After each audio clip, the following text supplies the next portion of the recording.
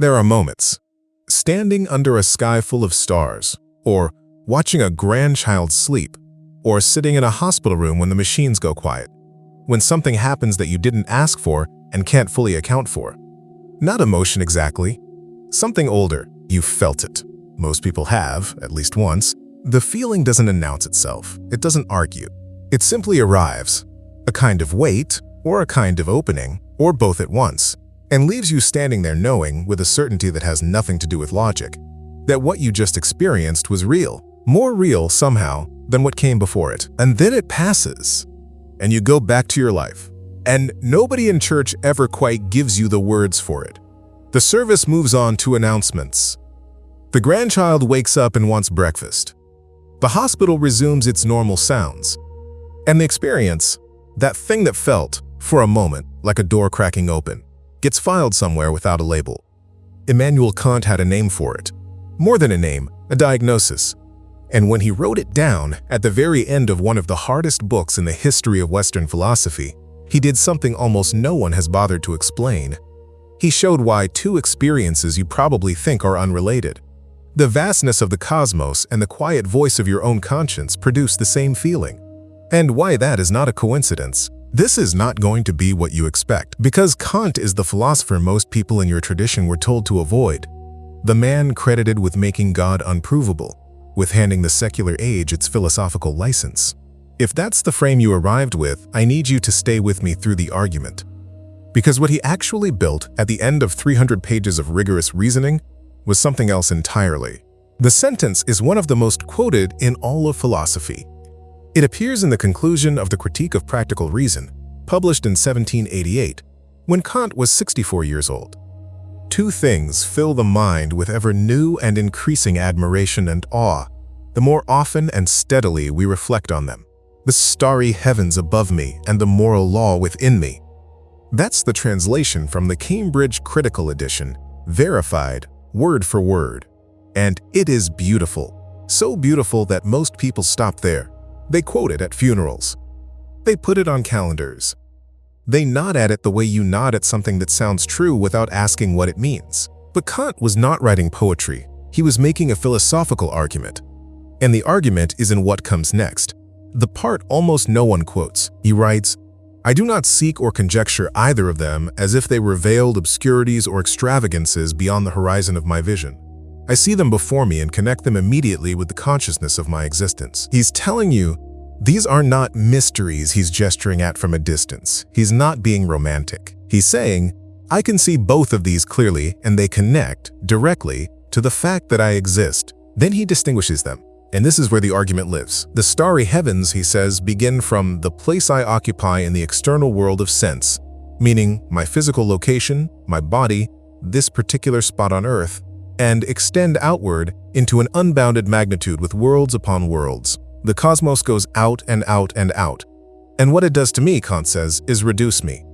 It makes me see that I am a temporary animal on a small planet, in an unremarkable corner of something so large that the word large doesn't fit it. The cosmos humbles by making me small. The moral law works the opposite way. It begins, he writes, from my invisible self, my personality, not my body, not my location, not my biology, and it represents me in a world which has true infinity, but which is traceable only by the understanding. The moral law doesn't go out into space. It goes inward, and what it reveals is not smallness. It reveals that inside a creature of flesh and appetite, and ordinary limitation, there is something that answers to an unconditional demand. The moral law elevates by showing me I am more than I appear. Two objects, opposite movements, the same experience, what Kant calls Bewunderung und Ehrfurcht, admiration and awe. The German word Ehrfurcht carries something closer to reverence. It's the word you'd use for what you feel in the presence of something genuinely greater than yourself. The cosmos makes you small. Conscience makes you more. Both of them produce reverence. That's the argument. And it is not decoration. The sentence ended up on his tombstone. Kant was born in Königsberg, Prussia, in 1724. He died there in 1804, at 79, having spent his entire life within a few miles of where he started. He never saw the ocean. He never visited another country. He lived a life of almost legendary regularity. His afternoon walks so consistent, it was said, that neighbors set their clocks by it. That's reported as a legend, and it may be embellished. But what's documented by his biographer Manfred Kuhn is the discipline. Kant walked the same route every day for decades, thinking. The original tombstone was destroyed. The memorial that stands in Kaliningrad today, what was once Königsberg, was installed in 1924 on the 200th anniversary of his birth. And the inscription they chose was that sentence. The two things, the starry heavens, the moral law. That's what the people who knew his work best decided should follow him past his own death. Think about what kind of life produces that sentence. A man who never traveled, who never saw the Alps or the Mediterranean, who walked the same streets for 79 years, and who wrote, with complete authority, about the experience of standing before an unbounded universe and feeling the weight of an infinite moral demand.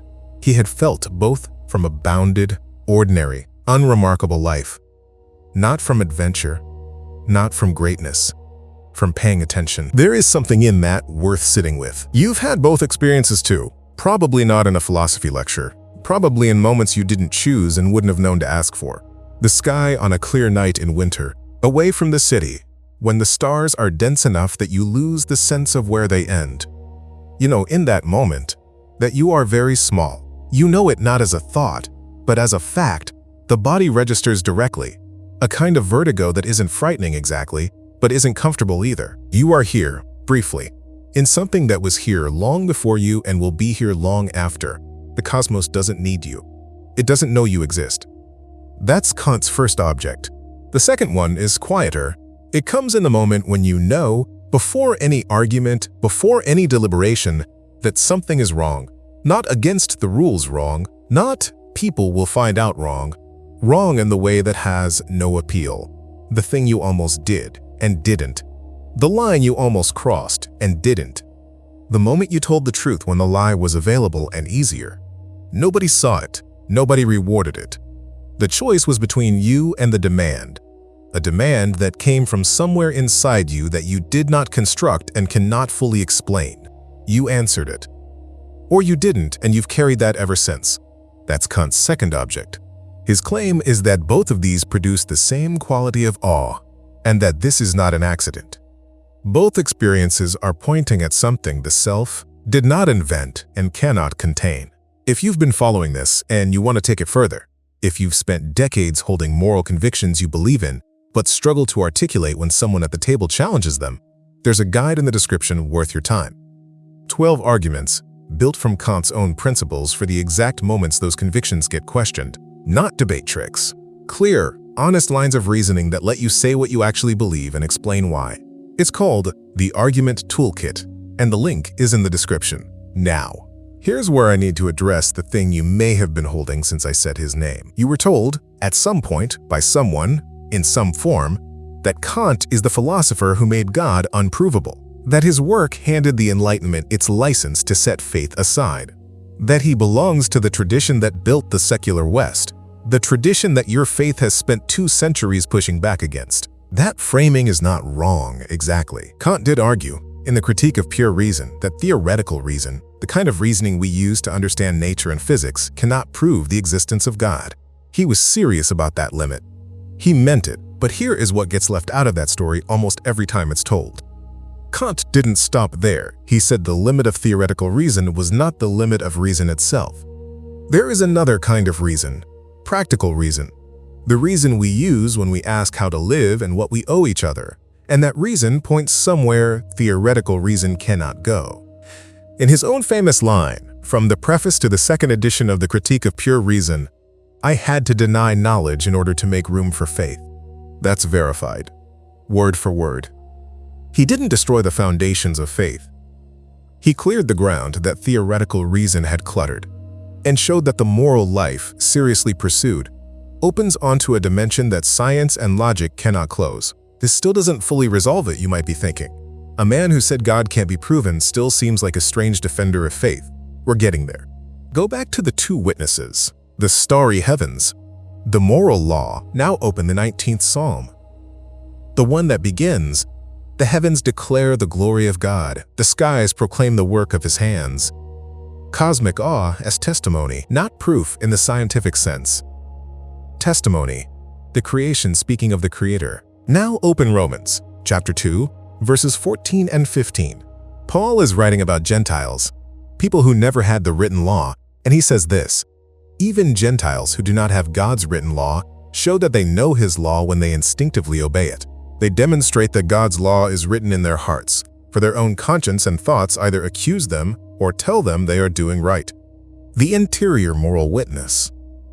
The law that is known before it is taught. Conscience as testimony. The same demand, felt across cultures and centuries by people who never compared notes. Kant did not say this. He wasn't doing theology.